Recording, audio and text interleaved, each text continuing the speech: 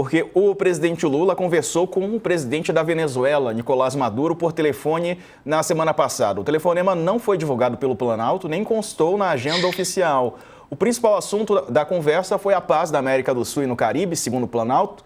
A conversa foi revelada pelo jornal O Globo e confirmada pelo UOL, pelo repórter Lucas Borges Teixeira. Ainda segundo a presidência, foi uma conversa rápida. Este é o primeiro ato de aproximação dos dois, desde que Lula não reconheceu, melhor dizendo, a reeleição de Maduro no ano passado. Aliados, desde que Maduro substituiu Hugo Chávez, de quem Lula era próximo, o venezuelano não aceitou o posicionamento do presidente Lula sobre a eleição e passou a criticá-lo abertamente. O Itamaraty também passou a questionar as ações de Maduro. Em janeiro, um dia após a posse de Maduro, o governo brasileiro emitiu uma nota que afirma que acompanha com grande preocupação as denúncias de violações de direitos humanos a opositores do governo na Venezuela, em especial após o processo eleitoral realizado em julho passado. A tensão entre Estados Unidos e Venezuela está num nível que também preocupa o Brasil. Dani, e esse telefonema teria acontecido, né? A gente sabe das rusgas trocadas aí desde que o Brasil não reconheceu a eleição do Maduro. Que Nicolás Maduro agora não está podendo dispensar ajuda de ninguém, entendeu? Ele tá até cantando, né, para ver se espanta os males aí. Tá difícil, ele não tá podendo rejeitar qualquer tipo de aceno que venha. A Venezuela tem uma fronteira muito extensa com o Brasil já tem ali uma questão com os imigrantes venezuelanos que entram aqui no país fugindo da ditadura do Maduro, da fome, da pobreza, da inflação, enfim, e buscam condições melhores de vida aqui no Brasil, entram ali por Roraima, mas a fronteira ela é imensa, um eventual conflito, né, ou uma entrada armada dos Estados Unidos na Venezuela teria um impacto brutal para a região inteira. Não se trata ali de querer poupar o cidadão, porque o que estão exigindo é a renúncia, né, de um homem que não teve a eleição reconhecida pelo Brasil, não teve a eleição reconhecida pela União Europeia, não teve a eleição reconhecida pelos observadores internacionais que foram acompanhar, que pela primeira vez decidiu nem sequer divulgar o boletim de urna, ancorado no quê? Numa Suprema Corte que ele tomou de assalto na Venezuela, fazendo coisas que estão ensaiando, discutindo aqui no Brasil via Congresso por insatisfação com decisões judiciais e por conta das circunstâncias em que ministros têm se envolvido e que estão suscitando muita polêmica.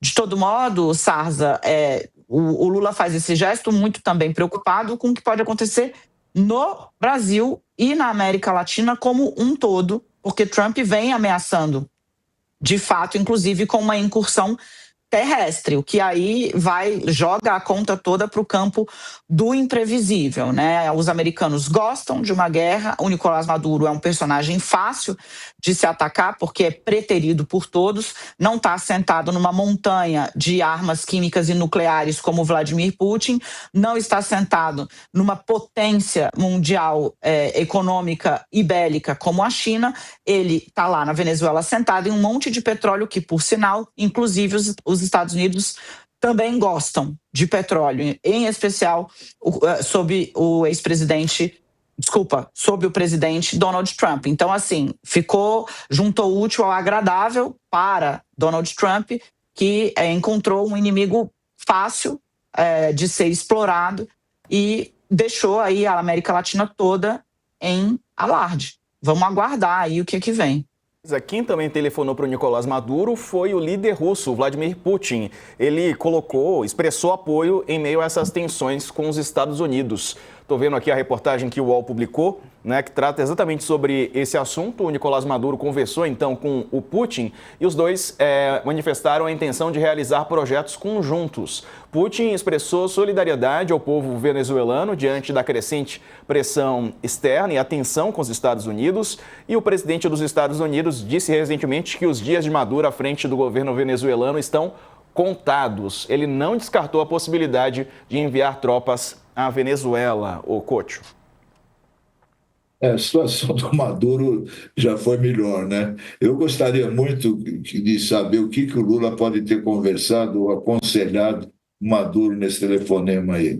Que situação difícil, né? Eu me lembro quando o Maduro vinha para o Brasil, às vezes sem avisar antes, De repente, em pleno voo, ele avisava que estava chegando. Ele vinha e falava de um monte de coisa, não parava de falar. É uma figura estranhíssima, difícil lidar com ele. Agora, esses últimos dias, a Daniela já tocou nisso, eu vi ele cantando, né, com a multidão na rua, inclusive música em inglês, dos Beatles. E uma hora ele aparece no meio de uma festa, dançando com o povo, e no dia seguinte ele está no meio de tropas com uniforme de combate, né, como se estivesse pronto para a guerra. Ninguém sabe o que pode acontecer na Venezuela com ou sem o Maduro. Acho que nem o Trump consegue imaginar o que vai acontecer lá. É um barril de pólvora danado e um problema sério também para o governo americano, porque é uma coisa que, se realmente o Trump partir para a invasão terrestre, é uma coisa que pode se prolongar por muito tempo. Sei lá, criar um outro Vietnã na América Latina. O mundo está realmente difícil da gente entender os seus personagens principais, que são cada vez mais estranhos. Ô Letícia, então, além do Putin, o presidente Lula também conversou com o Maduro, né? Foi na semana passada o telefone com o presidente brasileiro, falando sobre as tensões aqui na região.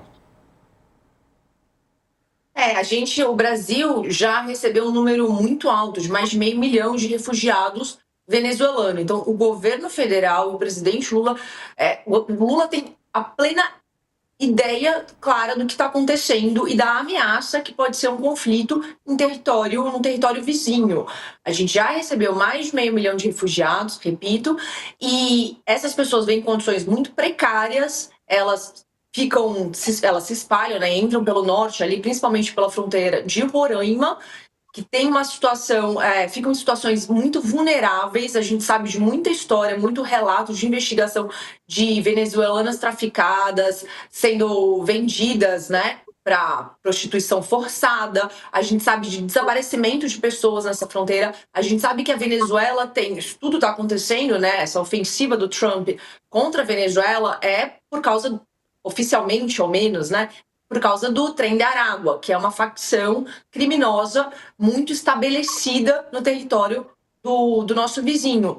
E essa facção tem laços de associação com as facções brasileiras, em especial com o PCC. Então, é uma situação toda muito complicada, muito delicada, e a fronteira brasileira é um barril de pólvora.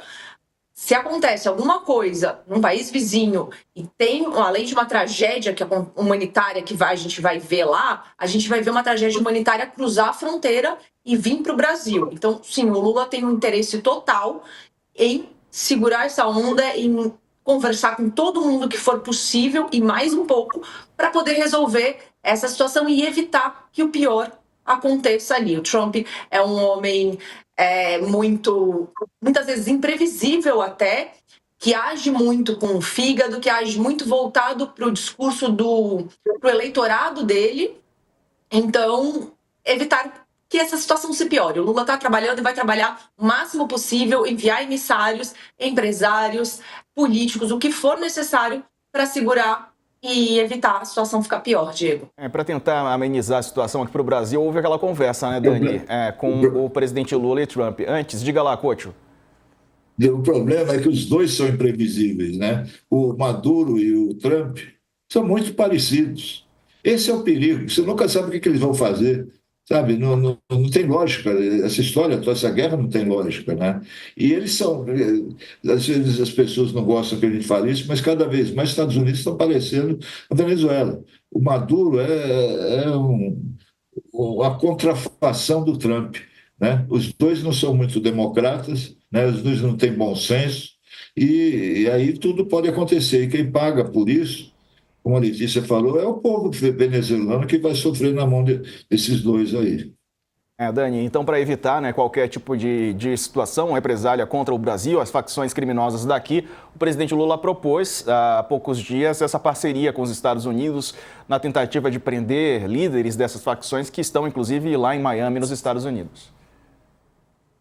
E confirmou publicamente uma apuração que a gente trouxe aqui, Sarza. Acho que você talvez vá lembrar que ele havia mencionado textualmente o Ricardo Magro, né, que é o dono da FIT, ex-Refit, ex-refinaria Manguinhos, porque à medida que a crise dele vai crescendo, ele vai mudando o nome das empresas. Está em Miami, o Magro, tinha ali uma blindagem política que caiu com o avanço das investigações desde a Carbono Oculto, né, conduzida pela Polícia Federal, Receita Federal e Ministério Público em várias frentes. Ele é o maior sonegador de impostos do Brasil e Lula pediu para Trump que houvesse, inclusive, uma via rápida para apreensão, para bloqueio dos bens do Magro, que deve, em impostos, apenas 30 bilhões de reais, pouco menos do que isso.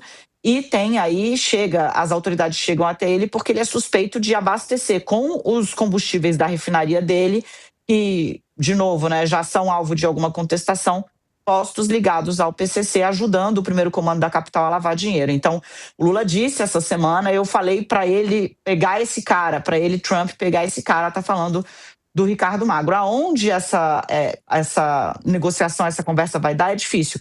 Na época, quando o Lula falou com o Trump, eu ouvi alguns ministros ali no Palácio do Planalto e eles disseram, Daniela, foi a solução possível que a gente encontrou, porque se vira moda entrar em país que tem organização criminosa, não vai salvar ninguém, não fica um fora, né?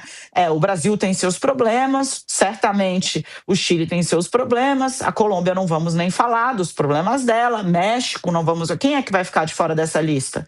Falando só aqui das Américas. Nem os Estados Unidos conseguem ficar fora. Tem uma série de estados onde há uma questão muito forte de crime organizado também. O próprio tráfico de drogas e tráfico de armas, que é um segundo problema que o Lula abordou com o Trump. Vamos ver se nessa chave colaborativa a coisa muda, porque, de novo, se a moda pega, aonde tem organização criminosa eu vou entrar e vou resolver, quem que fica de fora dessa lista? É uma pergunta. E o Lula está tentando encontrar o meio do caminho entre esses dois extremos, né? O da ameaça trumpista e o do ditador Nicolás Maduro, com quem ele havia rompido ligações.